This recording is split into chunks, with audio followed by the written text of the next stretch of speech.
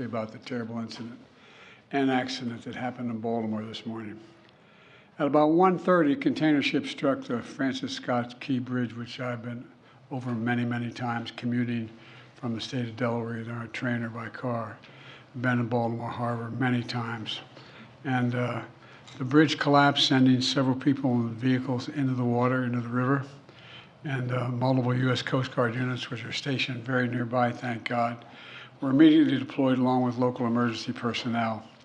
And the Coast Guard is leading the response to the port, where representatives from the Federal Highway Administration, the FBI, the Department of Transportation, the Army Corps of Engineers, as well as Maryland officials and Baltimore Police and Fire, are all working together to coordinate an emergency response. Officials at the scene estimate 8 people were unaccounted for still, not still, were unaccounted for. That number might change. 2 have been rescued, 1 without injury, 1 in critical condition. And the search and rescue operation is continuing for all those remaining as we speak. I spoke with Governor Moore this morning, as well as the Mayor of Baltimore, the county executive, both United States senators and the congressman. And my Secretary of Transportation is on the scene. I told them we're going to send all the federal resources they need as we respond to this emergency. And I mean all the federal resources. And we're going to rebuild that port together. Everything so far indicates that this was a terrible accident. At this time, we have no other indication, no other reason to believe there's any intentional act here. Personnel on board the ship were able to alert the Maryland Department of Transportation that they had lost control of their vessel, as you all know and reported.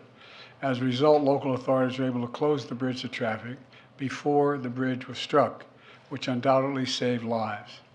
And our prayers are with everyone involved in this terrible accident and all the families, especially those waiting for the news of their loved one right now. I know every minute in that circumstance feels like a lifetime. You just don't know. It's just terrible. We're incredibly grateful for the brave rescuers who immediately rushed to the scene, and to the people of Baltimore who want to say, we're with you. We're going to stay with you as long as it takes. And like the governor said, you're Maryland tough, you're Baltimore strong, and we're going to get through this together. And I promise we're not leaving. Here's what's happening now. The search and rescue operation is our top priority. Ship traffic in the Port of Baltimore has been suspended until further notice, and we'll need to clear that channel before the ship traffic can resume. The Army Corps of Engineers is on the spot and is going to help lead this effort to clear the channel.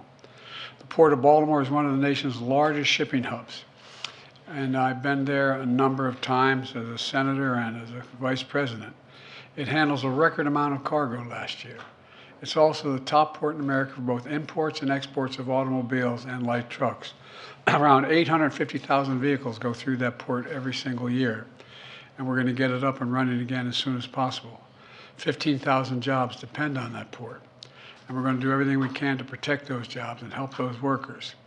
The bridge is also critical for travel, not just for Baltimore, but for the Northeast Corridor. Over 30,000 vehicles cross the Francis Scott Key Bridge on a daily basis. It's virtually, it's one of the most important elements for the economy in the Northeast and the quality of life. My transportation secretary is there now.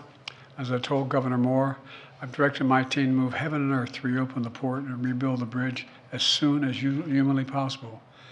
And we're going to work hand in hand with the support of Maryland to support Maryland whatever they ask for. We're going to work with our partners in Congress to make sure the state gets the support it needs. It's my intention that the federal government will pay for the entire cost of reconstructing that bridge, and I expect the Congress to support my effort. This is going to take some time. The people of Baltimore can count on us, though, to stick with them at every step of the way until the port is reopened and the bridge is rebuilt. You know, we're not leaving until this job gets done. Not leaving until then.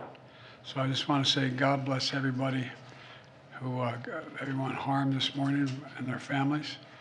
And may God bless the first responders, many of whom risking their lives.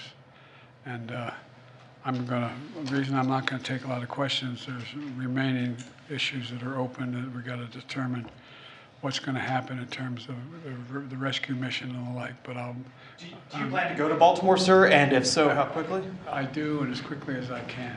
You said the federal government's also going to pay for the repairs. I'm just curious, this was a ship that appears to be at fault. Is there any reason to believe that the company behind the ship should be held responsible? And then also, you That mentioned could be, but we're not going to wait till that happens. We're going to pay for it to get the bridge rebuilt and opened. What did you make of Mr. Israel's President. decision not to attend this meeting this week?